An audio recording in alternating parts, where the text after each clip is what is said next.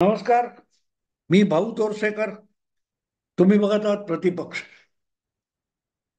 मित्रांनो, या विधानसभा निवडणुकीमध्ये सगळ्यात अनुभवी आणि जाणकार नेता कोण असेल तर ते शरद पवार आहेत.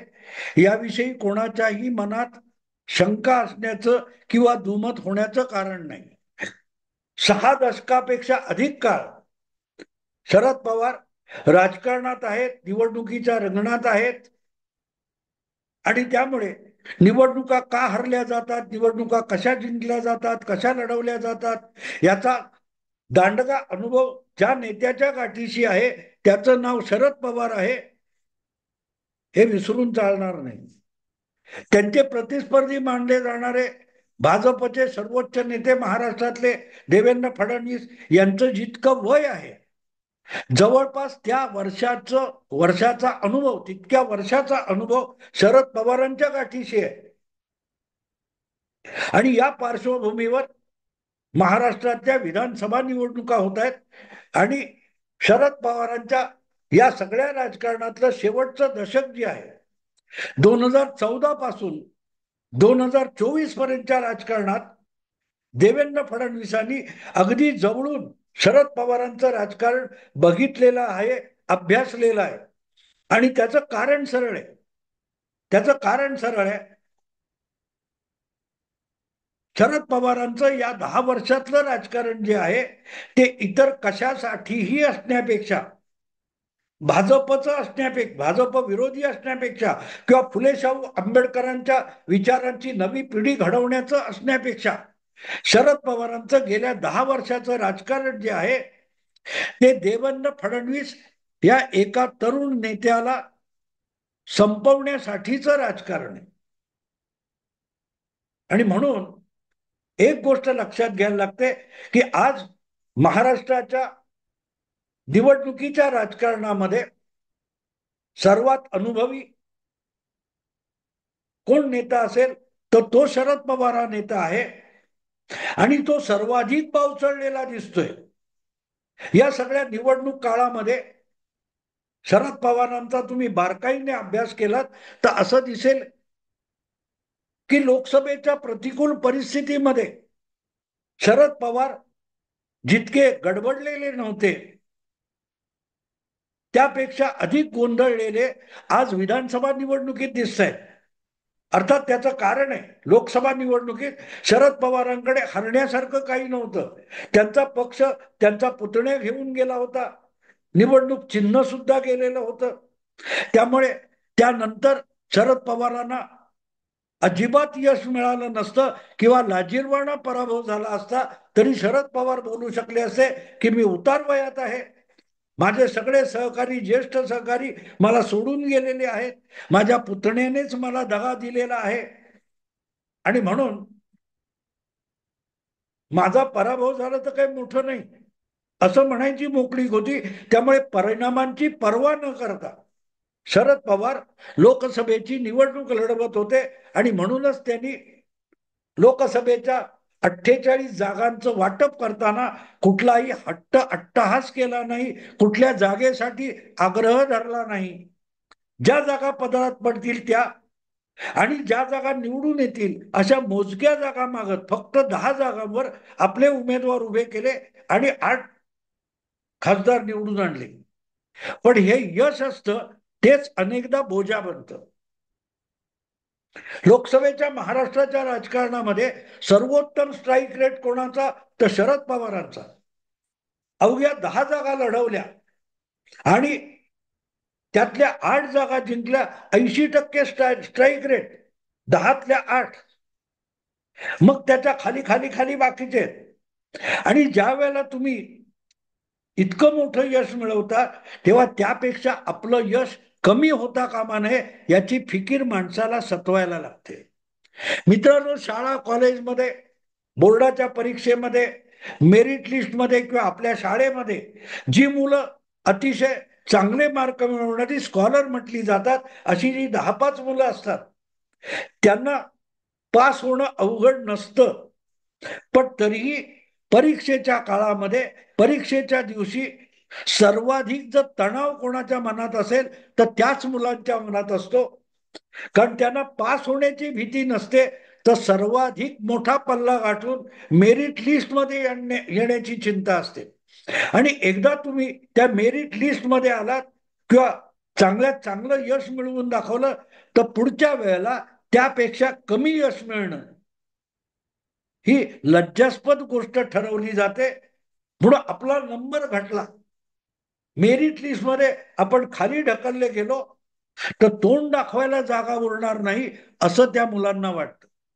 नापास होणाऱ्या मुलांना देखील जितकी लाज आणि भीती नसते, त्यापेक्षा अधिक मेरिटमध्ये काम करणारी मुलं असतात. त्यांना परीक्षा आणि अभ्यास याची जास्त चिंता असते. आणि म्हणून लोकसभेमध्ये एवढं यश मिळवल्यानंतर शरद पवारांना आज विधानसभेच्या कालखंडामध्ये सर्वाधिक चिंता कसली वाटत असेल, तर आपल्याला तो जो 8% स्ट्राईक रेट आहे तो तर मिळवता आला पाहिजे, आणि तेवढा नाही तर निदान 6 ते 7 तरी स्ट्राईक रेट आला पाहिजे. आणि ही समस्या असते मित्रांनो. 80% स्ट्राईक रेट आहे, तो 60-70 पर्यंत आला तरी चालेल, पण त्याच्या खाली येता कामा नये. आणि त्यामुळे 80-85 जागा लढवताना कमीत कमी 40-45 जागा मिळवल्या पाहिजेत, ही त्यांना चिंता आहे. ही त्यांना चिंता आहे. आणि म्हणून मग गंमत अशी होते की एकदा यश मिळवलं की ते टिकवणं जेव्हा अवघड जातं, तेव्हा कसरती कराव्या लागतात. कसरती कराव्या लागतात. आणि मग आज ज्या पद्धतीमध्ये शरद पवार थंड पडल्यासारखे वाटतात, गांगरल्यासारखे, बावचळल्यासारखे वाटतात, त्याचं कारण ते आहे की निवडणुकीत विधानसभेच्या निकालानंतर महाविकास आघाडीला यश मिळालं नाही तर आपलं भविष्य काय, हे या वयातही शरद पवारांना चिंता वाटणारी बाब आहे. चिंता वाटणारी बाब आहे. आणि म्हणून निवडणुकीत महाविकास आघाडीला बहुमत मिळेल हा आशावाद आहे, आणि प्रचंड आशावादी. शरद पवार म्हणजे प्रचंड आशावादी. पण त्या आशेची निराशा झाली तर मग नवा उद्धव ठाकरे गाठावा लागेल, हे शरद पवार ओळखू नयेत. नवा उद्धव ठाकरे, नवा उद्धव ठाकरे म्हणजे काय? 2019च्या निवडणुकीमध्ये महायुतीला बहुमत मिळाल्यानंतर परत एकदा 5 वर्ष सत्तेबाहेर बसायची वेळ आली तर चालणार कसं? म्हणून त्यांनी उद्धव ठाकरे शोधला, म्हणजे ज्याला मुख्यमंत्री पदाच्या नाममात्र पदावर बसवायचं आणि सगळी सत्ता आपल्या पक्षाकडे घ्यायची, आपल्या चेल्या चपाट्यांकडे घ्यायची. हा जो डाव शरद पवारांनी खेळला होता की निवडणूक हरून सुद्धा ते सत्तेत जाऊन बसले होते आणि सत्तेची सगळी महत्वाची पदं आपल्याकडे घेतली होती.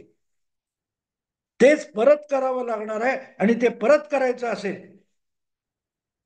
तर मग तोच उद्धव ठाकरे चालणारा नाही, कारण तो उद्धव ठाकरे आता महाविकास आघाडीत आहे.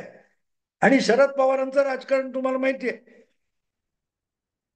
1978 साली शरद पवार पहिल्यांदा मुख्यमंत्री झाले, तेव्हा त्यांनी वसंतदादांच्या पाठीत खंजीर खुपसला वगैरे वगैरे, याची खूप पारायणे झाली, मी त्यात जाणार नाही.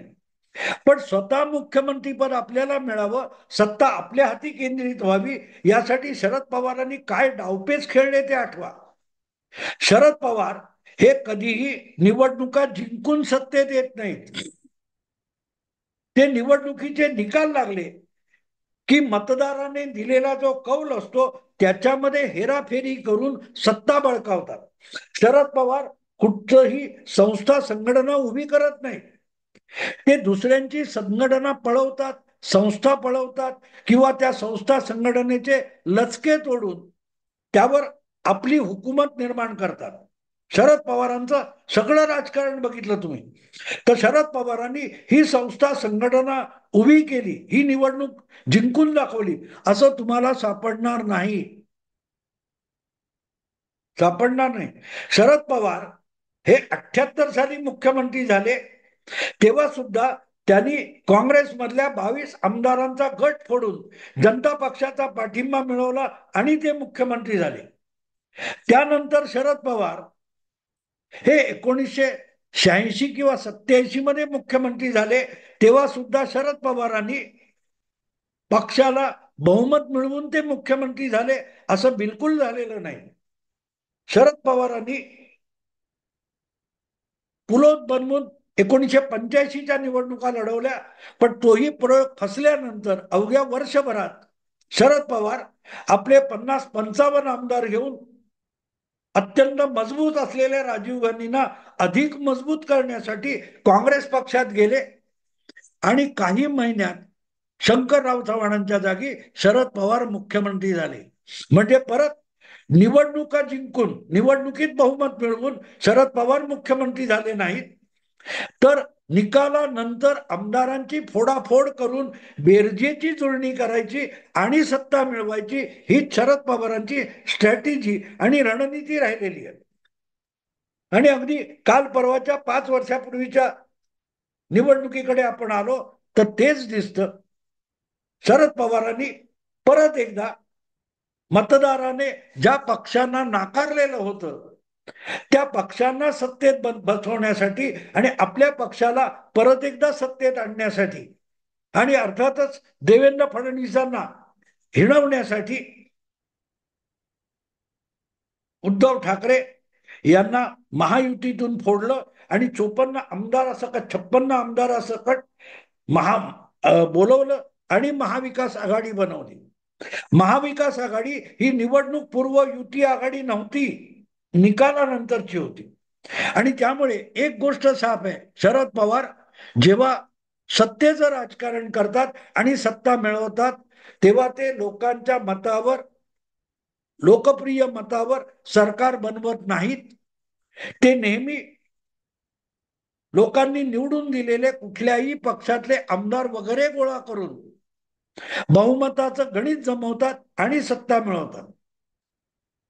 शरद पवार परत काँग्रेसमध्ये आले तेव्हा त्यांचे 50-55 आमदार होते, पण तेव्हा काँग्रेस पक्षाचे स्वतःचे 160 पेक्षा अधिक आमदार होते. दोन्ही मिळून जवळजवळ 220 आमदार होते. पण जेव्हा तोच एकत्रित काँग्रेस पक्ष 1991 साली विधानसभेची निवडणूक लढला तेव्हा ती संख्या 141 पर्यंत खाली आली. म्हणजे जवळजवळ 80 आमदार शरद पवार काँग्रेसचे मुख्यमंत्री म्हणून निवडणूक लढवताना 80 आमदार काँग्रेसचे शरद पवारांनी गमावून दाखवले आणि अपक्ष वगैरेंची मदत घेऊन जनता दलाचे वगैरे आमदार फोडून शरद पवारांनी मुख्यमंत्री पद उपभोगलं. हा मुद्दा मी इतिहास सांगतोय तुम्हाला. आणि म्हणून मग 2019च्या महाविकास आघाडीच्या मागे कुठची बुद्धी कशी काम करत होती ते कळलं पाहिजे, म्हणून हा सगळा इतिहास सांगितला. आणि या वेळेला शरद पवारांना चिंता अशी आहे की आपण मुख्यमंत्री पदाचं आमिष दाखवून 5 वर्षापूर्वी युतीमधून उद्धव ठाकरेंना फोडलं आणि परत एकदा लोकांनी नाकारलेला आपला पक्ष सत्तेत आणून बसवला, आपल्या सगळ्या सहकार्यांना चांगली चांगली मंत्रीपदं दिली. तर परत एकदा सत्तेवर आपला पगडा बसवायचा असेल तर निकालानंतर कोणाला फोडता येईल, कुठल्या लोकांना 40-50 आमदार घेऊन येणारा कुठला नेता फोडता येईल याची फिकीर शरद पवारांना आतापासून लागली असणार, याविषयी माझ्या मनात चिंता नाही, शंका नाही. कारण सरळ आहे मित्रांनो, शरद पवारांना निकाल कळलेला आहे. ज्या प्रकारे हरियाणाचा निकाल आला त्यावरून शरद पवारांना कळले की महाराष्ट्रातला महाविकास आघाडीचा विजय सुद्धा लोकसभेतला हा तकलादू होता, तात्पुरता होता. त्यावरून विधानसभेत बोळा फिरवला जाणार आहे. कारण जे देवेंद्र फडणवीस गेले 4 महिने सांगतायत की अवघा 0.3%, अर्धा टक्क्यापेक्षाही कमी मताचा फरक आहे, तो भरून काढला तर लोकसभेचा निकाल फार उलटफेर करून बदलता येतो. हे जे देवेंद्र फडणवीस सांगत होते ते बाकी कोणालाही पटलेलं नसेल तरी शरद पवारांना पटलेलं आहे. आणि म्हणून शरद पवारांना खात्री आहे की विधानसभा निवडणूक सोपी नाही. गेल्या वेळेला काँग्रेस आणि राष्ट्रवादी यांच्या आघाडीला मतदाराने नाकारलं होतं. महाराष्ट्रामध्ये देवेंद्र फडणवीस यांचं प्रभुत्व आणि नेतृत्व असलेलंच सरकार हवं म्हणून मतदाराने 5 वर्षापूर्वी दणदणीत बहुमत 161 जागा महायुतीला दिल्या होत्या. आणखी त्यात काय त्यांचे अपक्ष आणि छोटे पक्ष धरले 165 बहुमत होतं. ते फोडलं शरद पवारांनी आणि ते सत्तेत बसले. पण आता परत एकदा विधानसभा निवडणुकीमध्ये मतदाराने त्यांच्या महाविकास आघाडीच्या सरकारला नाकारलं, नाकारणारच आहे. ते नाकारलं तर सत्ता बळकवायची कशी, त्यासाठी उद्धव ठाकरे यांचा आता काही उपयोग राहिलेला नाही. कारण उद्धव ठाकरे स्वतःच महाविकास आघाडीचा घटक आहेत. उद्धव ठाकरे हे महायुतीत असते, भाजपच्या मदतीने परत एकदा 50, 55, 60 आमदार घेऊन आले असते तर परत एकदा त्यांना फोडता आलं असतं. पण उद्धव ठाकरेच इकडे आहेत. तर मग उद्धव ठाकरे यांच्यासारखं आमिष दाखवल्यानंतर मतदारांची गद्दारी करून महाविकास आघाडीच्या मदतीला धावून येईल असा नेता कोण असू शकतो याचा विचार शरद पवार आत्तापासून करत असतील, निकालापूर्वी 7 दिवस करत असतील असा विचार तर मला नवल वाटणार नाही. कारण तोच शरद पवारांचा स्वभाव आहे आणि कामाचा खाक्या राहिलेला आहे. अर्थात यामध्ये एक नाव आहे ते अजितदादा पवारांचं आहे. अजितदादा हे तर शरद पवारांचे पुतणे आहेत आणि महायुतीमध्ये येऊन सत्ता उपभोगत असले तरी महायुतीचा जो हिंदुत्वाचा अजेंडा आहे, राजकीय भूमिका आहे, त्याच्याशी आपली फारकत आहे हे अजितदादा वारंवार सांगत असतात.